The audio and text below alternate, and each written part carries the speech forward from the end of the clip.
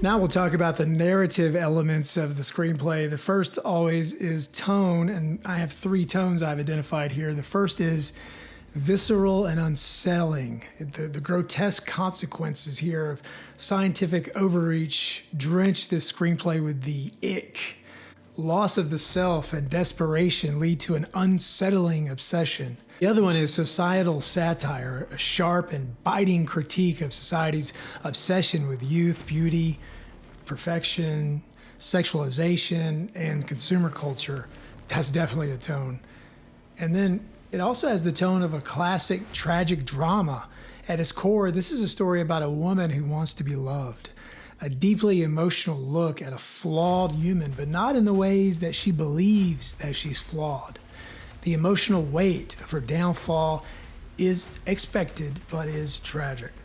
Some of our themes: cost of perfection, loss of identity, obsession with youth and beauty. Cost of obsession is how far will someone go to be happy with themselves? No matter how far you go, is it even possible? Chasing an unattainable version of yourself, will it lead to self-destruction? It did in this case. Loss of identity: by creating a better version of herself, Elisabeth begins to realize that she's no longer necessary. If we lose our identity, then who are we? Obsession with youth and beauty, obviously. A commentary on aging, especially in the entertainment and consumer industries. And this aligns with our fear in life of being replaced, being obsolete, being irrelevant.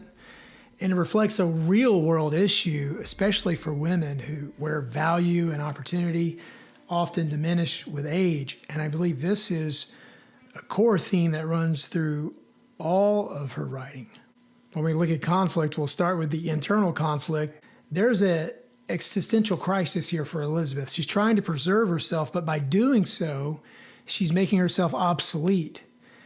The question here is, if the world only wants the younger version of yourself, do you even exist because you're always getting older? And then there's love versus unconditional love. She believes being younger and more beautiful will make people love her again. And if people only love me when I'm young, did they ever really love me at all? When we look at the external conflicts, we have Elisabeth versus Sue, even though they're the same person. Sue eventually becomes independent, even though she is still Elisabeth. And Sue wants to replace Elisabeth entirely. And this results in a deadly battle to see who gets to exist. And that is woman versus woman. Another conflict is Elisabeth and Sue versus the substance. The miracle drug soon proves to be a curse, and they both lose autonomy over their own bodies. That is woman versus science. And Elisabeth and Sue versus power.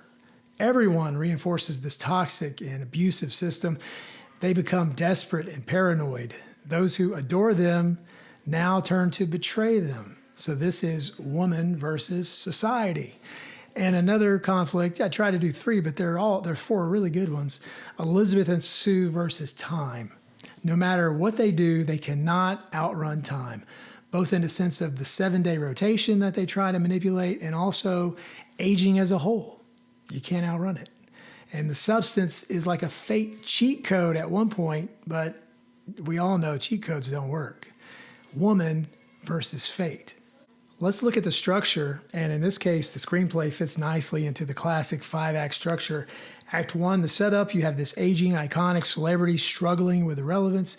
The inciting incident is she starts to hear whispers of the black market drug that brings this physical perfection, but she is skeptical and she rejects it.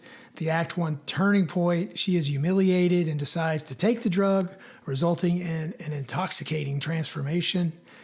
Then we move to Act 2, that's the experimentation, fun and games. The younger self reclaims her fame. People love her. She feels like she can control the substance and everything's going to be great. We should just end the screenplay there. Not going to happen. Rising conflict. She can't remember what her younger self did all the time, so things start to get fuzzy. And then the body horror elements start to creep in. Act 3, midpoint, the unraveling. She tries to stop, but her younger self won't let her because she's having too much fun.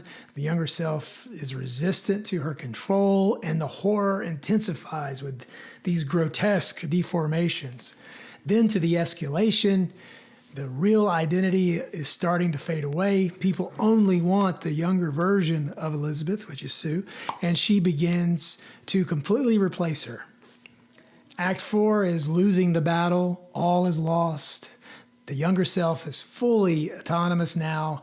Her body is breaking apart. The gore is gross. She has no control. And then the final confrontation of Act 4 is the showdown between the younger self and the original Elisabeth, and the body horror reaches this peak.